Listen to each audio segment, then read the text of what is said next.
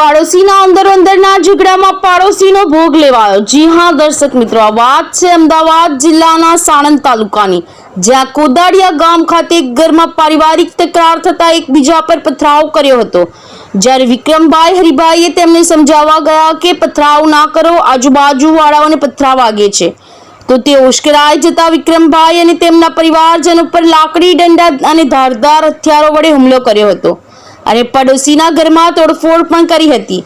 જ્યારે ઘાયલોને અમદાવાદ ખાતેની હોસ્પિટલમાં ખસેડવામાં આવ્યા હતા, જ્યાં ટૂંકી સારવાર દરમિયાન વિક્રમભાઈનું મોત નીપજ્યું હતું, જેમાં દેવી પૂજક પરિવારમાં શોકનું વાતાવરણ ફરી વળ્યું હતું અને તે લોકો દ્વારા પોલીસ પ્રશાસનથી ન્યાય મળે અને સામેવાળા ઉપર કડકમાં કડક પગલાં ભરવામાં આવે તેવી માંગ કરી હતી। Bureau report, news for Gujarat, Sharif Ganchi, Ahmedabad.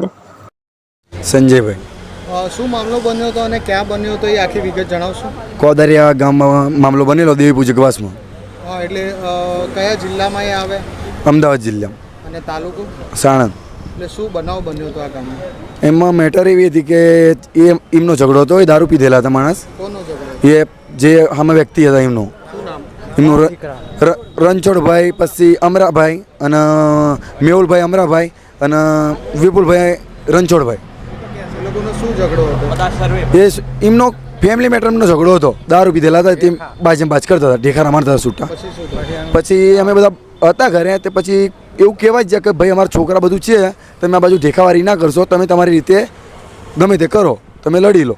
તે પછી ડાયરેક્ટ એ અમને જ મારવા આવી ગયા લાકડી લઈને। પછી પાછા એમના વાહને આવી ગયા, એમાં બધા થયા લોક લગભગ 25-20 જણ બધા ડાયરેક્ટ આવી ગયા। પછી એમને ડાયરેક્ટ મારવા વારી જ કરી, કોઈને દાંત્યું હતી, કોઈને હાથમાં ધાર્યા હતા, પછી કંઈ જોયું જ નહીં એમને કે કેટલાના વાગશે, શું થશે। 18 તારીખનો 18 તારીખે સાંજે 9:30 વાગે 9:30 વાગ્યા બનાવ બન્યો। પછી જે વખત મારા ડોહાને માર્યું ને એ કમસે કમ 10 સાડા 10 વાગ્યા નીંબી। પછી આમના સાહેબ પછી અમારે પછી એવી વિગત કરી પછી કે અમારા સરપંચે ફોન કર્યો પોલીસને, પછી પોલીસ આવી ગઈ, એમાં ગાડીઓ હતી 2 પોલીસની અને એક એમ્બ્યુલન્સ હતી। અમારા માણસ વાગ્યું તો એમ્બ્યુલન્સ તો બોલાવી પડે, પછી એમ્બ્યુલન્સવાળાને અડધે આંતરી લીધો, એમ્બ્યુલન્સ જવા આવવા દીધી નહીં, એ બધા લોકો હતા એટલે તો કે એમ્બ્યુલન્સવાળાને પાછી ગાડી મૂકી। પછી અમે પાછો ફોન કર્યો તો કે પોલીસવાળા અંગા તમે એમ્બ્યુલન્સ લઈને આવીએ છીએ। પછી એમ્બ્યુલન્સ આવી અમારા ઘરે, પછી અમારા બધા માણસનો લઈ ગયા, પછી અમારા 5-6 માણસને લઈ ગયા, પછી અમને બધાને આડાવડા કરી નાખ્યા। પછી અમારો માણસ ક્યાં કર્યા તમને? ક્યાં? દવાખાના પોલીસ સ્ટેશન, કોઈ દવાખાને એવી વાગેલું માણસ હોય એટલે। પછી અમારા 3-4 લોકો ઘરે હતા। પછી એમને એવો પ્લાન બનાવ્યો કે તમે કોઈ કેસ કરતા નહીં, આપણે સમાધાન કરી નાખવાનું છે। પછી સમાધાન કરવાનું મસનું કરીને ઠેઠ આવી ગયા। પછી એમને લાકડીઓ અંધારીના ઘા કરવા માંડ્યા। પછી બાયણા વાંકીને અમારા ડોહામને અંદર પી ગયા। પછી અંદરથી કાઢી અને લાવી અને મુઠ્ઠ માર્યો, લાકડીનો માર્યો છે, પછી પાઇપુનો માર્યો છે, પછી એમના સરિયું મારી છે, પગમાં સરિયું મારી છે, એવા બધા ઘા કર્યા છે। અને પછી એમને કોઈ જોયું નહીં કે આ માણસ મરી જશે કે શું થશે એમ। તો ડોહાની અત્યારે હાલત કેમ છે? ડોહા અત્યારે ઓફ થઈ ગયા છે અત્યારે યશભાઈ કઈ હોસ્પિટલ? VMS hospital Ahmedabad. અમારી માંગણી એ જ છે કે અમારા ડોહા જો એમને સજા પડવી જોઈએ એવી કે કડીથી કડી, એટલે કેવી કે અમારા ડોહા અમારા માટે બધું હતું। અમારું છેલ્લું અમારા ખાનદાનમાં અમારું બધા કરતાં નામ મારા ડોહાનું હતું, એક નામ હતું એમને, એટલે ખૂન કરી નાખ્યું છે એમને।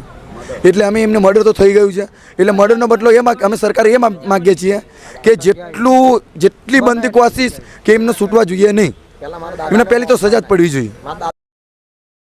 અમને દવાખાને લાવી દીધા અને અમારા ડોહાને અમે લાવતા હતા, ડોહા ના આવ્યા। પછી અમને અમારા પતિ વિક્રમભાઈ હઠીભાઈ, પછી મારા પતિ થાય, મારા ઘરવાળા થાય, પછી મને અમને દવાખાનામાં લાવ્યા। હા, વિપુલભાઈ મારા વિપુલભાઈ રણસાભાઈ, પછી રહીને મારવા આવ્યો ને તે હાથ કર્યો આમ, ત્યાં અહીંયા ઇંગલ મારી સાહેબ, બધા વિપુલભાઈ બધા, પછી એક ને રણછોડભાઈ અમરાભાઈ, વિપુલભાઈ, રણછોડભાઈ, નટાભાઈ, નાનજીભાઈ, આ દેખાડા મારી કરીને કહેવાય છે અમારો બાબલો, એમાં હુમલો કર્યો સાહેબ। એવું હતું કે એ લોકો ઝઘડી કરતા હતા, પછી ઝઘડી કરતા હતા, પછી સામે બધાએ મેન્ટલો મારતા હતા। પછી મેન્ટલો અમારા છોકરાના વાગ્યા એક બે જણને। પછી અમે એવું કહેવા ગયા કે ભાઈ આ મેન્ટલ આને વાગે છે તમે મેન્ટલ મારશો નહીં. પછી એ લોકો હતા તે મેન્ટલ અમારે મારવાનું પડ્યું મેલીને અમારી ફેમિલીને મારવા છોટી ગયા. બરાબર, અમે પછી અમારી ફેમિલીને મારવા માંડ્યા. પછી અમે હતા ને તે અમારા ઘરમાં ઘૂસી ગયા. પછી તાલેજી એ લોકો આવી અને બધા વગેરે બધા માણસો 10, 15, 20, 25 વાણા આવી અને અમારા માણસોને વિક્રમભાઈ હઠીભાઈને મારે નાનો મોટો માર્ક મારી, કોઈ ધારિયા માર્યા, કોઈ દાંત્યું મારી, કોઈ ભાસરિયું મારી, એમ કરીને મારા ભાઈને મારી નાખ્યો. સુમાબેન. શું મામલો બન્યો હતો તમારા ઘરમાં? મામલો બન્યો એમાં અમે ઘરે સાથે અમે કોઈ રાંધતા ખાતા પીતા એવી રીતે હતા. અમારા સસરા બધા અમારે નાવા ધોવા આવ્યા હતા. એ નાતા ધોતા અને એમને સાથે બાજ કરતા હતા. ઓલા રણછોડભાઈ અમરસિંહભાઈ અને વિપુલભાઈ અમરસિંહભાઈ, મેહુલભાઈ અમરસિંહભાઈ, એટલા જણ બાજ કરતા હતા.